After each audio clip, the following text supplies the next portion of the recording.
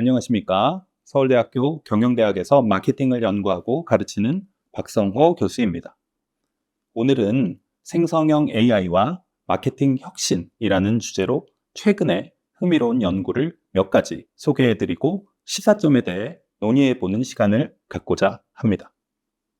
제가 자문을 하고 있는 회사 중에 아모레퍼시픽이 있습니다. 다양한 스킨케어, 메이크업, 생활 뷰티 상품을 한국뿐 아닌 세계 여러 나라에서 판매하는 K-뷰티의 대표 브랜드입니다. 아모레퍼시픽은 지난해 중국 시장에서 연모제 패키지 리뉴얼을 진행했습니다. 연모제 역시 다른 뷰티 제품들과 마찬가지로 유행에 민감하여 자주 패키지 리뉴얼을 해야 합니다. 중국에서 판매되는 연모제이지만 통상적으로 아모레퍼시픽은 국내에서 모델을 정하고 초상권을 확보하고 촬영을 진행하고 비주얼 리터칭 등을 거쳐 새로운 패키지를 시장에 내놓습니다. 단순한 작업 같지만 기간은 3개월, 비용은 6천만 원 정도가 소요된다고 합니다. 이 작업에 생성형 AI를 활용한다면 어떨까요? 실제로 아모레퍼시픽은 지난해 이 작업에 생성형 AI를 도입했다고 합니다. 기간은 1주, 비용은 200만 원이 소요됐다고 합니다. 즉, 기간은 12분의 1로 줄어들고 비용도 30분의 1로 줄어들었습니다. 매우 심플하고 직관적인 AI의 활용이라고 볼 수 있는데 효과는 매우 놀랍습니다. 최근 저희는 이와 같은 사례를 많이 접하게 되었습니다. AI가 정말 저희 삶 속에 녹아들고 있다는 느낌을 최근 비로소 실감하게 됩니다. 방금 살펴본 아모레퍼시픽 연모제와 같은 AI 활용의 몇몇 사례들은 매우 심플하지만 사실 좀 더 복잡하고 경영자들을 고민하게 만드는 문제들도 많습니다. 오늘 이 시간에는 이런 좀 앉아서 천천히 생각해 봐야 할 생성형 AI 관련 두 가지 토픽에 대해 데이터 기반으로 살펴보고 시사점을 생각해 보는 시간을 갖고자 합니다. 제가 준비한 두 가지 큰 문제들이 여기 있습니다. 첫 번째, 인간 고유의 영역으로 믿었던 상품 개발과 아이디에이션에서 생성형 AI는 얼마나 빠르게 인간을 대체하고 있을까? 두 번째, 생성형 AI의 등장과 함께 검색의 시대는 종말을 맞고 있는가? 둘 모두 매우 중요한 문제들이고 이와 관련된 다양한 의견과 전망들이 여러 매체를 통해 다양하게 제시되는 것 같습니다. 저는 이런 중요한 문제들에 대한 가장 신뢰할 만한 답은 데이터에서 찾을 수 있다고 생각합니다. 이 문제들에 대한 답을 오늘 함께 데이터 기반으로 살펴보고 시사점에 대해 말씀드리려고 합니다. 인간 고유의 영역으로 믿었던 상품 개발과 아이디에이션에서 생성형 AI는 얼마나 빠르게 인간을 대체하고 있을까요? 이에 대한 답을 주는 연구를 하나 소개해 드리려고 합니다. 월튼스쿨의 털비쉬 교수와 올리히 교수가 지난해 수행한 연구입니다.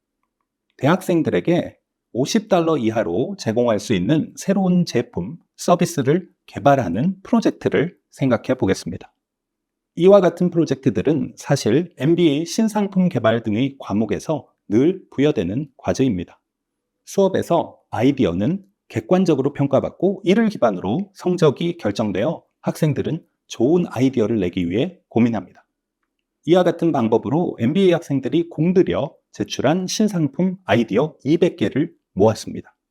다음으로 학생들에게 공지한 동일한 내용을 챗GPT에 주고 아이디어 100개를 우선 수집하였습니다.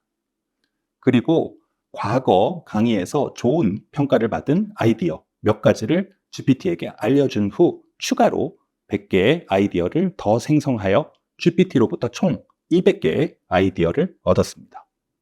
창의적인 성과물을 평가하는 데 있어 중요한 세 가지 요인이 있다고 합니다.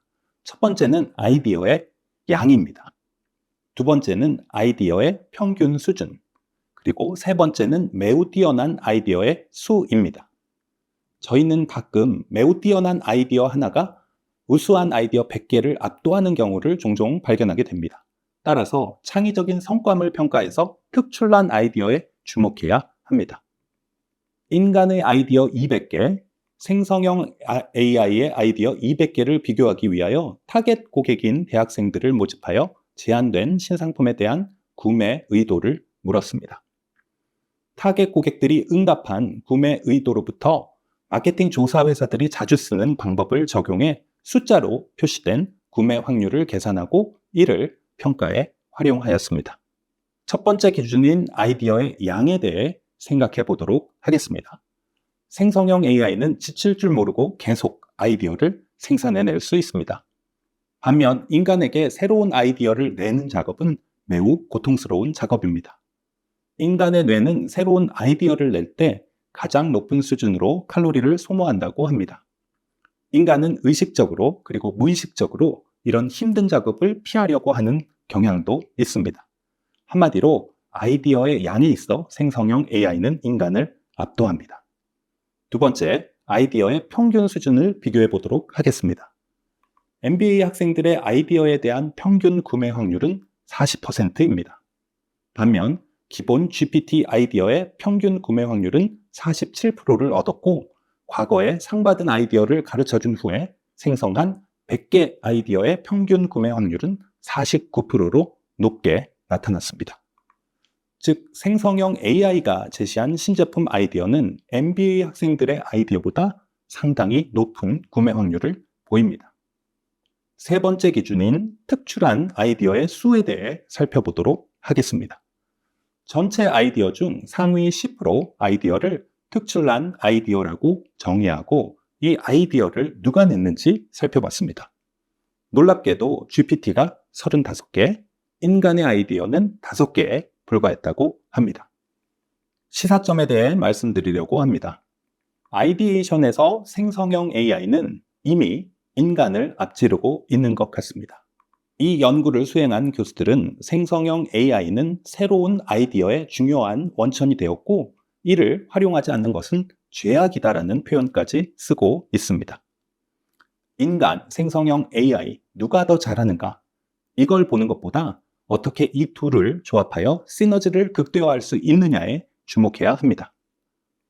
과거 신상품 개발을 살펴보면 병목 현상은 개발 초기 단계, 즉 아이디어 생성에서 발생하였습니다.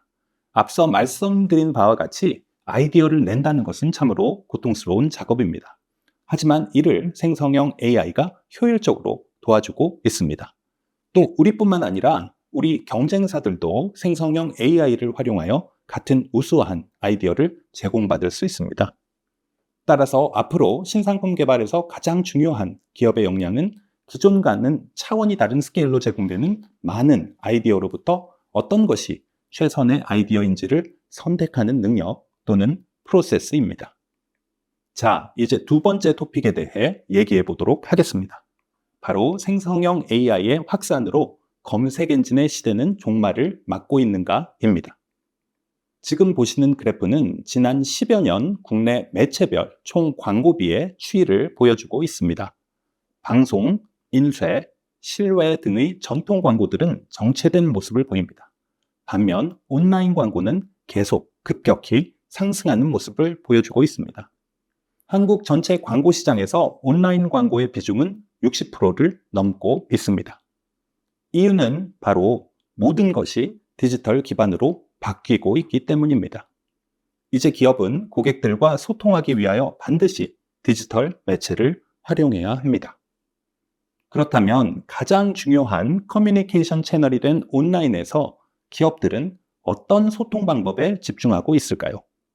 보시는 그래프가 말해주는 바와 같이 기업들이 가장 많은 자원을 할당하는 소통 방법은 바로 검색 광고입니다.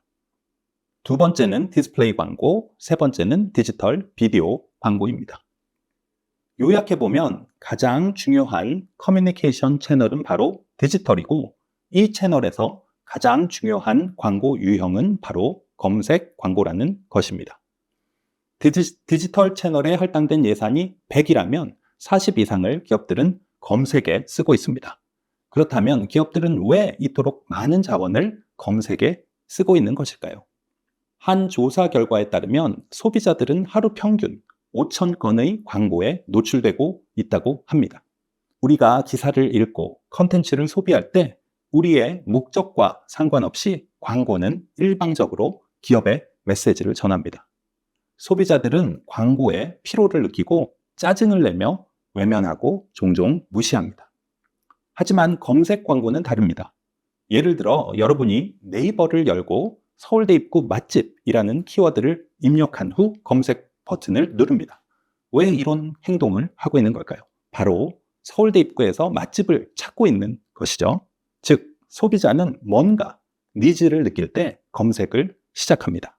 이때 적절한 준비된 광고가 노출된다면 이 광고는 더 이상 짜증나는 광고가 아닌 중요한 정보가 됩니다. 소비자들은 이 광고를 클릭하고 내용들을 천천히 읽어보고 머릿속에 저장해 둡니다. 구매로 바로 연결되는 경우도 있고 이후 구매에 저장된 정보들이 되살아나 영향을 주게 됩니다.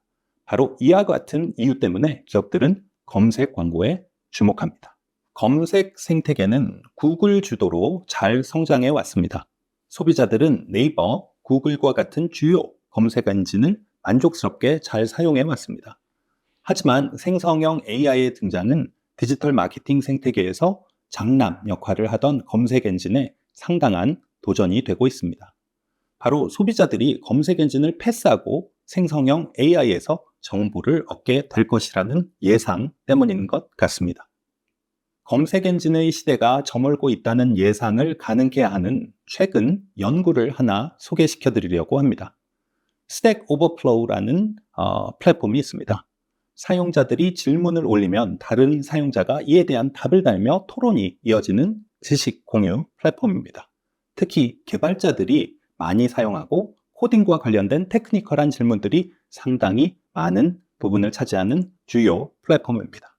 최근 연구 결과에 따르면 스택 오버플로우에서의 질문 및 토론이 챗GPT가 소개된 이후 급격히 줄었다고 합니다. 여러분, 콴다라는 앱을 아시나요? 학생들이 수학 문제를 사진으로 찍어서 업로드하면 이에 대한 풀이와 답을 알려주는 Educational Search Engine 서비스입니다. 이와 유사한 Educational Search Engine 서비스가 다양하게 존재하는데요.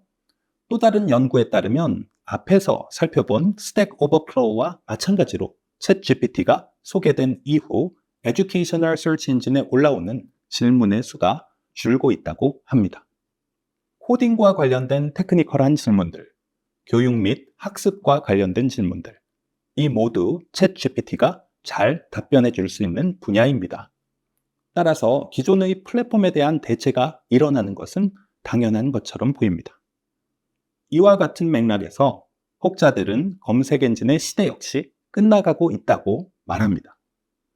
하지만 다른 한편에서는 검색 엔진이 큰 영향을 받지 않을 것이라고 말합니다.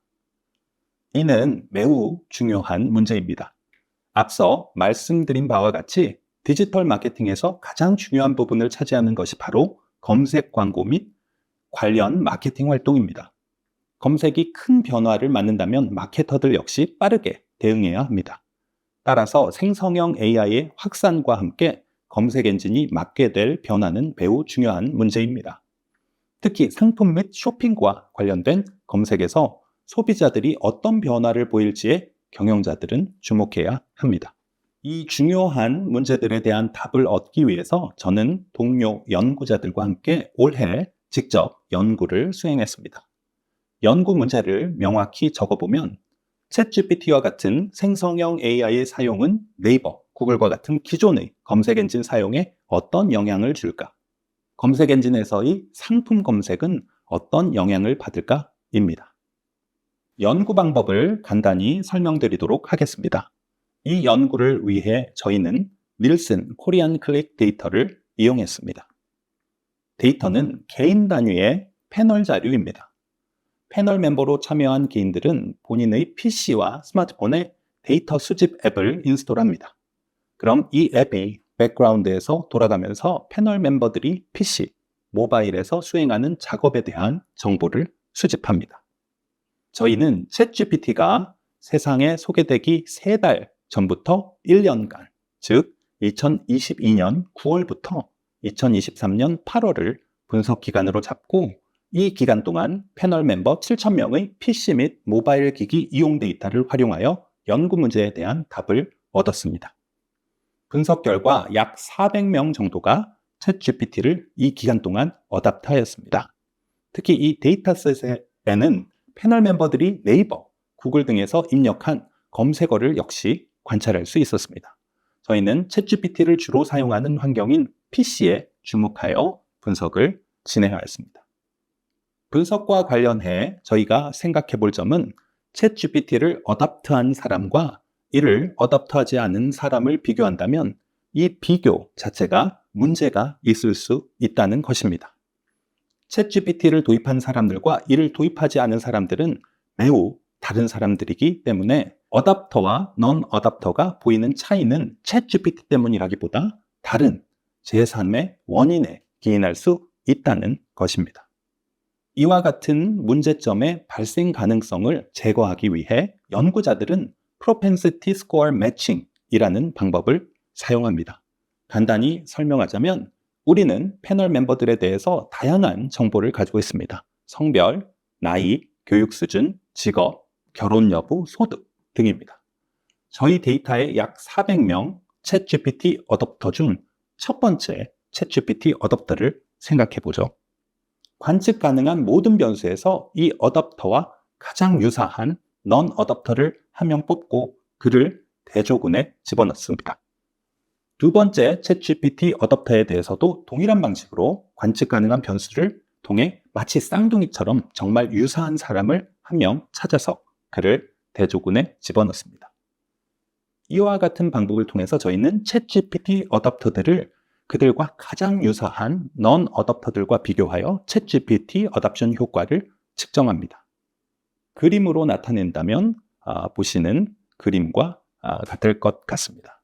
GPT를 어답트하지 않은 대조군 또는 컨트롤 그룹, 그리고 챗GPT를 어답트한 실험군 또는 트리트먼트 그룹이 있죠.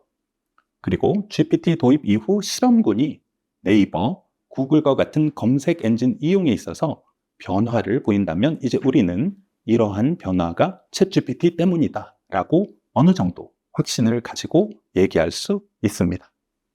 그럼 이제 이러한 분석 방법을 통해 알아본 챗GPT 도입이 검색 엔진 이용에 미치는 영향에 대해 알아보도록 하겠습니다.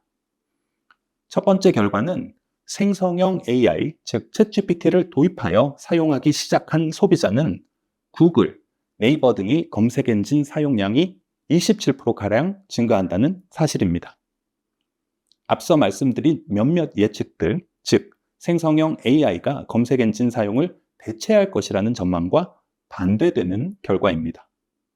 다음으로 보다 구체적으로 챗GPT 도입 이후 소비자들의 검색 엔진 사용이 어떻게 변하는지 알아보고자 합니다.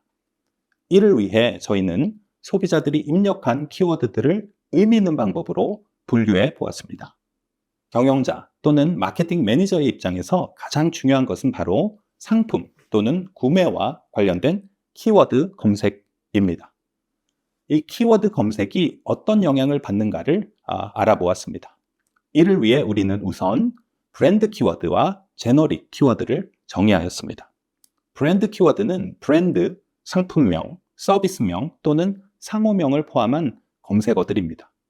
그리고 매우 빈번하게 브랜드 키워드와 함께 검색어로 쓰이는 일반 명사들을 제너릭 키워드로 정의하였습니다. 제너릭 키워드는 바로 제품 또는 서비스의 속성 및 특징과 관련된 일반 명사들이라고 볼 수 있습니다. 분석 결과는 소비자들의 챗GPT 사용이 브랜드 키워드 검색을 증가시키고 이보다 훨씬 더 큰 폭으로 제너릭 키워드 검색을 증가시킨다는 사실입니다. 앞선 결과 1은 검색량이 증가한다는 것이었습니다. 두 번째 결과는 제너릭 키워드의 증가가 이러한 검색량 증가의 상당 부분을 설명한다라는 것입니다. 다음으로 검색어의 다양성에 대해 살펴보도록 하겠습니다. 즉, 소비자 개인 단위에서 챗GPT 도입 이후 전에는 검색하지 않던 새로운 키워드들에 대한 검색이 증가하는가를 확인해 보고자 하였습니다. 이를 위해서 저희는 검색의 폭 그리고 검색어 유사성을 정의했습니다. 검색의 폭은 소비자 개인이 한 주에 검색한 유니크한 키워드의 개수로 측정하였습니다. 두 번째, 검색어 유사성은 각 개인이 한 주 동안 검색한 키워드들을 모아놓고 이들이 서로 얼마나 유사하고 가까운지를 측정하였습니다. 분석 결과는 챗GPT 도입 이후 검색의 폭이 넓어지고 검색어 유사성은 감소한다는 것입니다. 소비자들은 보다 다양한 키워드를 검색하고 이는 관심의 폭, 고려 대상이 되는 것들이 확장됨을 말해줍니다. 마지막으로 저희는 챗GPT 도입 이후 브랜드 검색량의 증가가 어떤 브랜드에 주로 발생하는지를 살펴보고자 하였습니다. 이를 위하여 우선 브랜드 키워드를 검색 빈도 기준으로 정렬해 보았습니다. 가장 빈번하게 검색된 브랜드는 가장 인기 있는 브랜드라고 볼 수 있겠죠.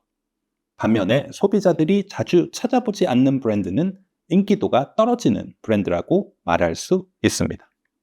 상위 100개 브랜드와 나머지 브랜드로 구분했을 때 확인한 사실은 챗GPT 도입 이후 브랜드 검색량 증가는 주로 100위권 밖의 브랜드들에서 나타난다는 것을 확인하였습니다. 즉, 100위권 내에 인기 있는 브랜드 검색량은 GPT 도입에 따른 변화가 없고 인기가 상대적으로 떨어지는 브랜드들에서 약 25% 정도 검색량이 증가한다는 사실을 발견했습니다. 상위 100위라는 기준을 200위, 300위 등으로 바꿔 보았을 때도 동일한 결과를 확인할 수 있었습니다. 이제 지금까지 살펴본 효과들이 왜 발생하는지에 대해 설명해 보고자 합니다. 우리가 정보를 획득하고 상품과 서비스를 구매하는 여정의 초기 단계를 생각해 봅시다. 이 단계는 아직 추상적이고 모호성이 높습니다. 종종 어떻게 정보를 탐색하기 시작해야 하는지, 어떤 질문을 해야 하는지도 알 수 없는 경우가 있습니다. 이 단계에서 기존의 검색 엔진을 사용할 경우 우리는 좀 긴 질문을 검색어로 작성하여 검색을 수행하지만 검색 엔진이 의도를 잘 파악하지 못하거나 기대와 다른 검색 결과를 보여주는 경우도 많았습니다. 이 단계에서 소비자들이 겪는 답답함을 잘 해결해 준 것이 바로 챗GPT 또는 생성형 AI 기반의 서비스들입니다. 기존 검색 엔진이 잘 답해주지 못하던 상위 레벨의 추상적이고 모호한 질문에도 챗GPT는 체계를 잘 갖춘 근사한 답변을 던져주곤 합니다. 내가 모르거나 잘 고려하지 않았던 제품의 중요 속성들에 대해서도 알려주는 경우가 많습니다. 또 종종 새로운 토픽 또는 제품들에 대해서도 알려줍니다. 이러한 과정을 거치며 문제가 구체화되고 찾아볼 것들이 확정되면 소비자들은 기존의 검색 엔진이 정보 획득에 있어 생성형 AI보다 효율적임을 느끼게 됩니다. 검색 엔진은 구체적인 검색어에 대한 시의성 높은 정보를 효율적으로 제공해 줍니다. 또 구매와 관련된 할인 및 유용한 실시간 정보들도 제공해 주는데 이는 챗GPT는 제공해 줄 수 없는 정보들입니다. 다양하고 많은 양의 정보를 한 번에 효율적으로 전달해 주고 또 우리는 이미 이와 같은 정보 전달 체계에 매우 익숙해져 있습니다. 즉, 정보 획득 및 구매 여정의 아랫단에서 가장 좋은 툴은 바로 검색 엔진입니다. 이 단계에서 생성형 AI를 이용한다면 최신 정보의 부재 혹은 순차적인 질의응답 방식 등이 불편함을 줄 수 있습니다. 이제 이러한 특징들을 종합하여 우리가 지금까지 살펴본 결과 1부터 결과 4까지를 설명해 보려고 합니다. 생성형 AI를 도입하여 이를 사용하기 시작한 소비자들은 정보 획득, 구매 여정 상단에서 생성형 AI를 사용하며 전에는 잘 모르던 이슈나 토픽들, 제품의 속성 및 특징들에 대해 알게 됩니다. 관심이 심화되면 소비자들은 이제 구체화된 문제, 토픽, 이슈 또는 상품에 대한 정보를 획득하기 위하여 기존 방식인 검색 엔진을 활용합니다. 즉, 기존에 몰라서 잘 찾지 않던 제너릭 키워드들을 새롭게 검색하게 되고, 이러한 과정을 통해 탑 브랜드가 아닌 전에 모르던 니치 브랜드, 롱테일 상품들에 대해서도 검색을 해보게 됩니다. 결과적으로 소비자들의 관심, 검색의 폭과 다양성이 증가하게 되고, 이는 정보와 지식의 확장으로 연결됩니다. 이제 살펴본 결과들을 한번 요약해보고 시사점에 대해서 좀 더 논의해 보도록 하겠습니다. 우선 결과를 정리해보면 생성형 AI 도입 및 사용은 검색 엔진 이용을 27% 증가시킨다. 그리고 검색 엔진에서 브랜드 키워드보다 제품의 속성 및 특징과 관련된 제너릭 키워드의 검색량 증가가 크다. 또 소비자들은 더 다양해진 주제 및 제품에 대해 검색을 수행하고, 이와 같은 검색량 및 검색 다양성의 증가는 기존에 인기 있던 검색 상위 브랜드보다 관심을 덜 받던 하위 브랜드에서 두드러지게 나타난다라는 것입니다. 그럼 시사점에 대해 한번 살펴보도록 하겠습니다. 검색 광고는 앞으로 더 중요해질 수 있습니다. 그리고 제너릭 키워드 기반의 서치 엔진 옵티미제이션이 중요해집니다. 우리 제품의 경쟁력 있는 속성을 잘 드러내는 컨텐츠를 개발하고, 챗GPT 도입 이후 이러한 속성에 관심을 갖고 검색 엔진을 이용할 소비자들을 유입시키고 구매 및 관계를 형성하는 것이 중요합니다.